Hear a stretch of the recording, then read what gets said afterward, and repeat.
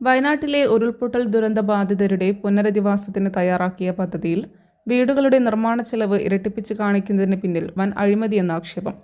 Township നിർമ്മാണത്തിന് 1000 square feet വലിപ്പമുള്ള വീടൊന്നിന് 30 ലക്ഷമാണ് സർക്കാർ നിശ്ചയിച്ചിരിക്കുന്ന ചെലവ്. ഇടതുപക്ഷം അധികാരത്തിൽ വന്ന ശേഷം സർക്കാർ പദ്ധതികളെല്ലാം നൽകി പരിപോഷിപ്പിക്കുന്ന വിവാദ നിർമ്മാണ കമ്പനി ഊരാളുങ്കലിനാണ് നിർമ്മാണ ചുമതല. മേൽനോട്ടം കിഫ്ബിക്കും.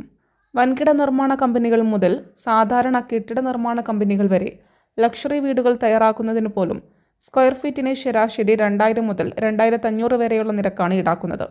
എന്നിരിക്കെ ടെൻഡർ പോലും ക്ഷണിക്കാതെ ഏകപക്ഷീയമായി വീടൊന്നിന് 30 ലക്ഷം നിരക്കിൽ ഊരാളുങ്കലിന് കരാർ ഉറപ്പിച്ചതോടെയാണ് അഴിമതി ആരോപണം ഉയർന്നത്. ഭരണപക്ഷത്തുള്ളവർക്കും ഇടനിലക്കാർക്കും കമ്മീഷൻ തട്ടാനുള്ള നീക്കമെന്നാണ് ഉയരുന്ന ആരോപണം. ലൈഫ് മിഷൻ പദ്ധതി അനുസരിച്ച് 400 സ്ക്വയർ ഫീറ്റ് വീട് നിർമ്മാണത്തിന് 4 ലക്ഷം രൂപയാണ് ഗുണഭോക്താവിന് ലഭിക്കുക.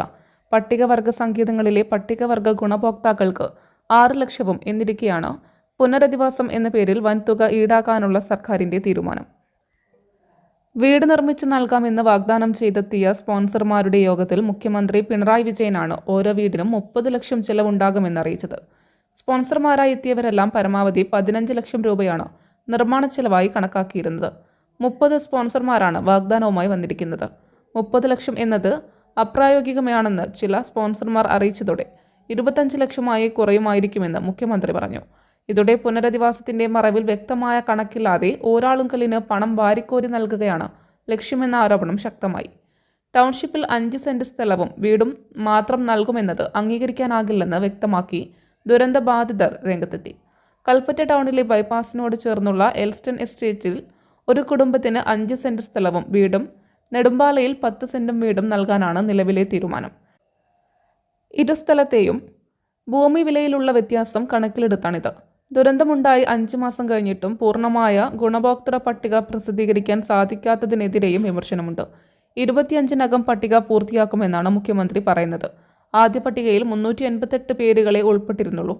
അതിൽ തന്നെ പലതും ആവർത്തനമായിരുന്നു. ഇതിനെതിരെ വലിയ പ്രതിഷേധമുയർന്നു. ഇതോടെയാണ് ആക്ഷേപങ്ങൾ പരിഹരിച്ച് പുതിയ പട്ടിക പുറത്തിറക്കുമെന്നറിയിച്ചത്. News desk media times. അക്കരയുടെ പൈതൃകം, ഇക്കരയുടെ കൗതുകം. അൽദാൻ അറേബ്യൻ ബേക്സ്. മനസ്സും വയറും ഒരുപോലെ നിറയ്ക്കാം.